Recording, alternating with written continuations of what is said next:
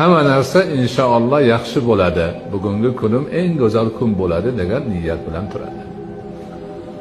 Bunga dalil shuki, Rasul akram alayhisolatu vassalom fa'lul hasan, ya'niki yaxshi niyatni yoqtirar edilar.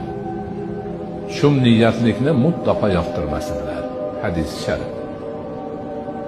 Ana nima bo'lar ekan, qolarmikin, pistonmikin, bu bo'lib qolamanmikin, bu bo'lib qolamanmikin degan yomon niyatlarni xayoliga ham keltirmaydi. Faqat yaxshilik, faqat yaxshi umidvorlik ma'nosini o'zida mujassam qilgan holda mo'min banda o'rnidan turadi. Doimiy ravishda shundoq bo'lib yurish kerak. Hamma narsani yaxshilikka yo'yish kerak. Hamma narsadan faqat yaxshilikni kutib, Allohning o'zi bizga shu yaxshilikni beradi degan niyatda yurish kerak.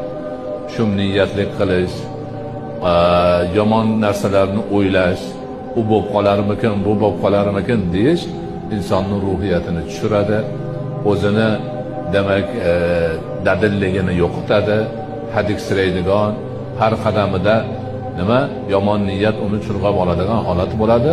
Unaqa odamning ishi mutlaqo yurishmaydi.